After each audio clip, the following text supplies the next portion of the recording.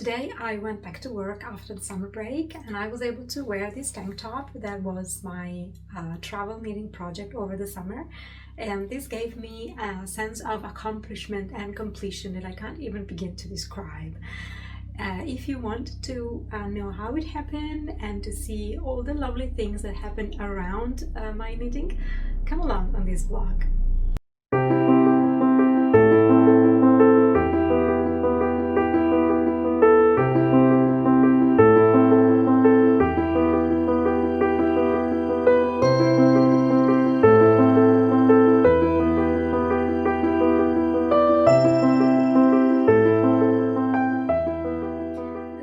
Hibiscus pattern was originally published in issue 9 of the Making Stories magazine, and if you've been around for a while, you know that this year I'm knitting all of the patterns included in that issue. So this is number 8, I think, and I heavily modified it. It was originally designed to be a bralette, so stopping under the bust here with a tighter band and a peplum, a mohair peplum. I skipped all of that and I made it into a tank top or a camisole that I will show you later on better. But I started following the pattern, knitting 4 triangles, these 2 at the front and 2 more at the back. So a few days before my holiday, I decided to cast on what will be my travel project because I will be in a remote location and I want to make sure that everything is okay and that I'm not left without a knitting project. That would be a tragedy, right? So I have cast on the first triangle and I will block it because I am now having some doubts and afterthoughts. Let me show you what I mean. So this is the swatch I have made a while ago, and this is the new triangle that I have just knitted. As you can see, there's a considerable difference between the two. The swatch is way more even and regular. The fabric is even a bit closer, so a bit more not consistent, that's not the word, but less gapey, whereas here the stitches are a lot less defined. But I think I remember that this swatch was like this before blocking, and I say I think I remember because I swatched quite some time ago, and yeah, and I always make this mistake, and now I don't really remember what I did with this one, but I trust this yarn, the mystery yarn. I don't know what the composition is. It feels cottony or silky or, you know, viscose. It's something like that, but I have high hopes that it blocks out and it becomes like this again. The one thing I'm not sure about anymore is if I swatched English style or continental style. I am now a continental style knitter. I always get confused because I live on the continent, on the European continent, but I learned to knit English style. That's what is most typical in Italy. But when I learned to knit in the round, then I switched to continental. That's why I get confused, because I am continental, but I knit English style. You know, it doesn't make sense to me. Anyway, I have knitted the new triangle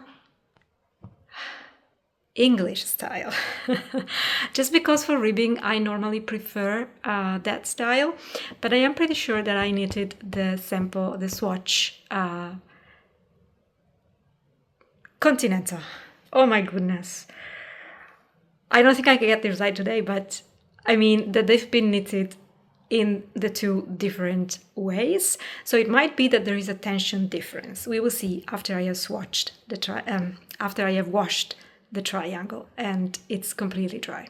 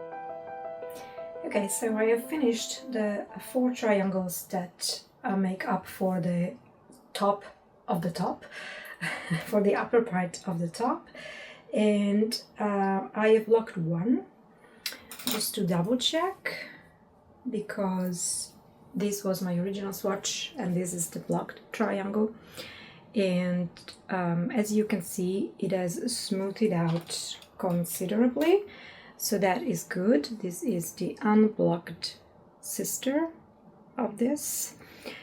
However, I still have a gauge issue. I think it's very visible, even without measuring, that the original swatch has a very different row gauge.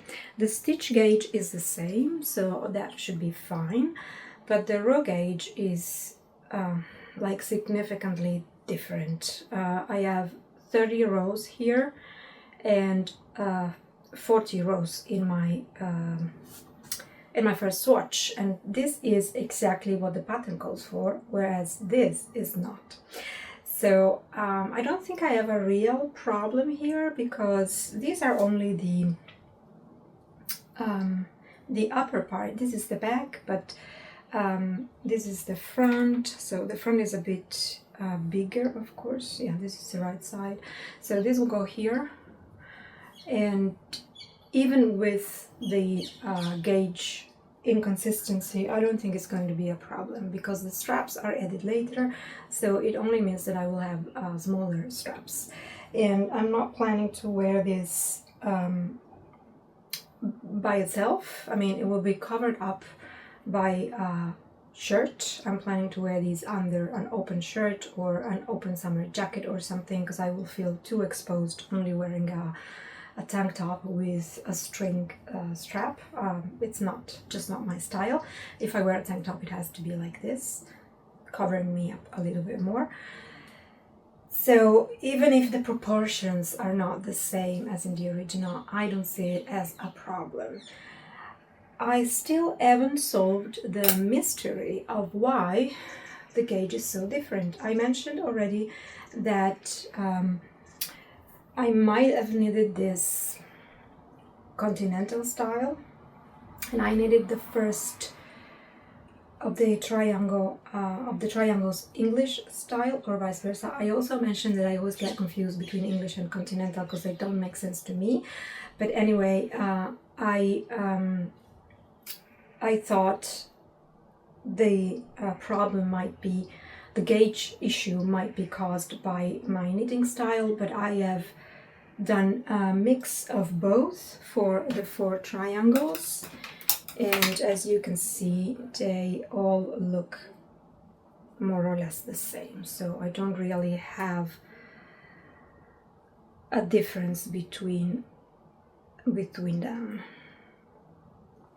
I'm probably showing you the back of some of these, yes, but yeah, it's 2x2 ribbing, so there's no big difference. Anyway, I thought back to what I have done, and I think my original swatch might have been chugged into the washing machine, because this is a summer knit and I'm planning to wash it in the washing machine anyway. So that's probably what happened. This one went through a normal washing cycle, 30 degrees with a very high spin, like my washing machine spins at 1400 spins per minute, so, or is it spins per minute or whatever, whereas this one has only been soaked, and both have been left to dry naturally, so I haven't pinned them down in any way, because that's what I like to do mostly with my knits. Anyway, this resulted probably in the row gauge difference. If this is the case, all I'm going to do is put the finished thing in the washing machine before I knit the straps and before I bind off the bottom hem. In this way I will have a more clear idea of how much it shortens, if it does, because I have way more rows here, so it will shorten. If that is the reason for the row gauge difference, then putting it through the washing machine will fix it. Okay, so now I'm going to join my 4 triangles, and all that is left for me to knit on during my vacation is 2x2 ribbing in the round until I reach the length that I want, or that I think I want, or the length that will be okay for me to say it's time to put the top in the washing machine and see if it shortens or not, and how much. I'm also limited by the yarn a little bit. This is a mystery yarn, so I will have to see how far it gets me. I measured it, and it should be enough, more than enough, but you never know, right? Alright, so we're leaving tomorrow, and I have joined my top in the round. This is the front, and this is the back of it. It looks like bunny ears. It's like a little shrimp of a thing, but I've put it on a barber cord, and it stretches out beautifully, and it fits well around my bust.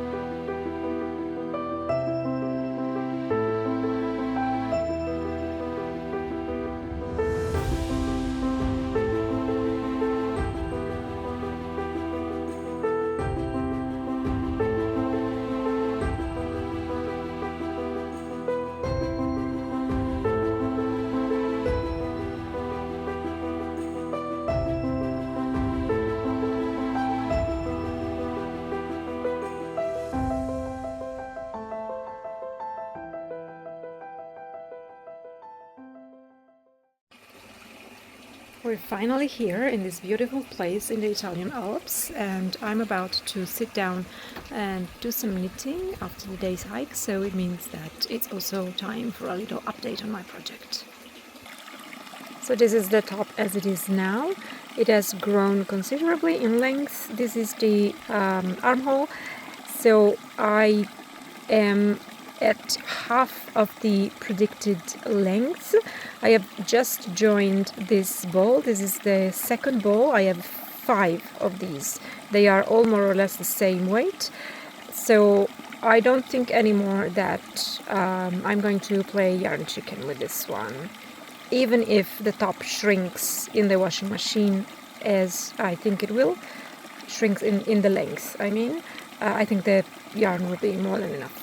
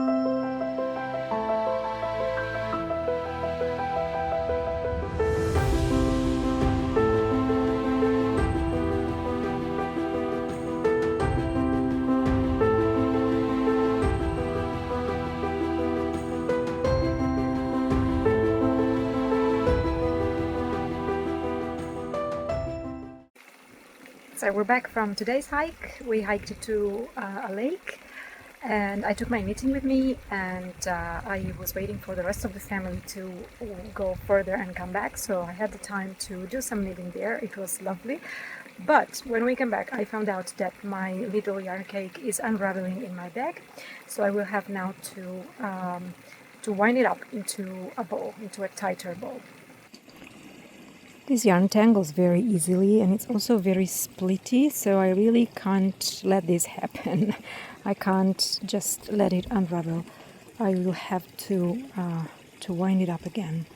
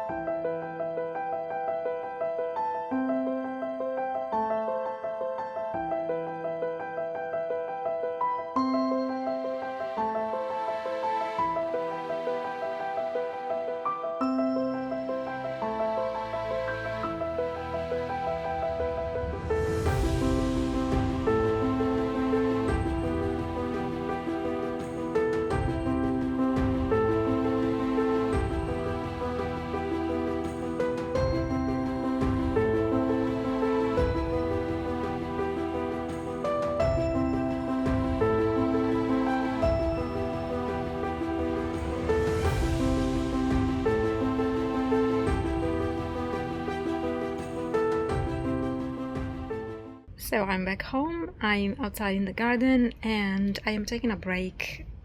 You know, I've done the washing, I've sorted the house, I've done all those things that you do when you get home from 10 days away. And I'm taking a knitting break. Here's my tank top. As you can see, it's quite long. I think I've almost reached, oh, I cannot even show. Let me see. Out of the way. There. So I've almost reached the length that I think I want, but this is what I have left of this ball of yarn. So, oops, camera is not level. Sorry about that.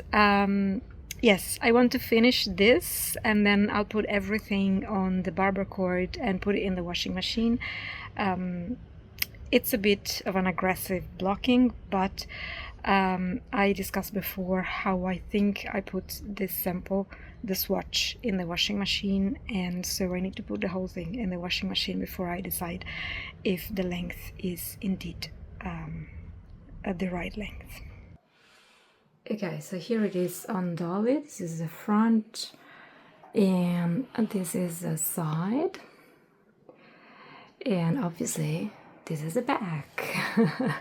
One thing I haven't taken into account is that once it's on a body, my body as well, I just tried it on as well, it crops up a little bit because it expands side to side, so it crops up, so I will definitely need to lengthen it.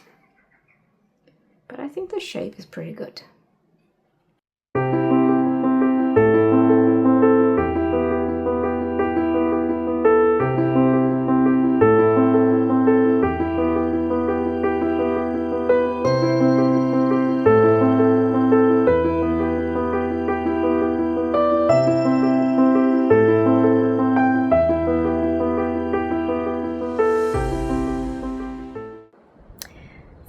enjoying the garden this morning while I finish knitting on this camisole. My goal today is to knit down to the length that I want. This has been through the washing machine and it came out beautiful. The gauge problem is still there, so it didn't shrink in length that much. So I don't know what happened with the swatch. That's still a mystery. That's still an open question, but the fabric is just perfect. So it washed beautifully. I am very happy that I will be able to wash it multiple times and very easily in the washing machine. You can actually see the difference. I have knitted up a little bit this morning, and you can see that this is what I have knitted on now, how untidy it looks compared. It's still a good ribbing, but it looks very untidy compared to the part that's in to the part that has been washed. So the plan now is to knit down a few more centimeters and then decide what I want to do with the bottom hem. The original pattern wasn't a camisole like this, it was a bralette, so the bottom part is entirely up to me what I want to do with it. Because it's a 2x2 ribbing, I might decide to do a tubular bind off, which is my favorite for ribbing anyway, or just come up with something more creative maybe. We will see.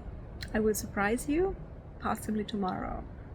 I will be done with that, and then, oh, now I know, I have to knit an I-cord for the straps, so maybe I will do an I-cord bind off, but it might pull in too tightly.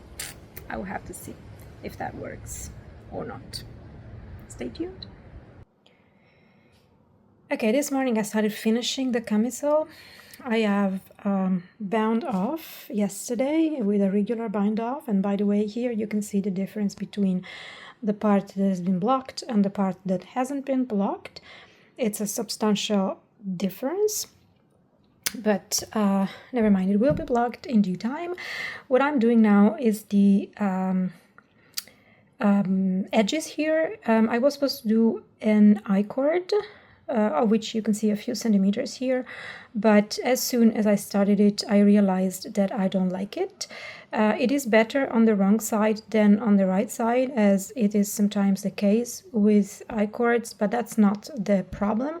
The problem is that it's too bulky, it's very thick, and I don't think it matches the drapiness, the sheer drapiness of this fabric. So what I did is take my crochet and go all around. Instead of starting here, the I-cord starts here, I started at the underarm so that the beginning and end stays a bit more hidden.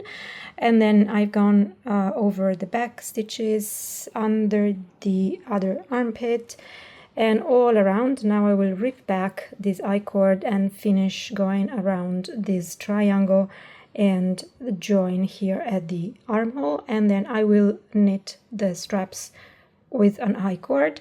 But what I wanted to point out is that I kind of get the same look just by going in with I think they're called half single crochet. Basically the stitch where you just pull out your loops, and the finishing of the parts like the underarm here and the couple of stitches I have here in the middle, they look so neat and, you know, just very well finished. So here's the finished object worn by my friend Dolly the mannequin. As I said before, and many times throughout this video, I have heavily modified the original pattern, which was supposed to be a bralette, and so I cannot give the pattern itself a complete and final rating. The part that I did follow was very clear and complete, and I don't think anything was like missing or wrong or unclear. The part that I did follow, just to be clear, is the 4 triangles, these 2 and the 2 at the back. The smaller ones that make up for the back of the garment. And then once I joined them together, I just knitted down without any decreases or increases or further modifications.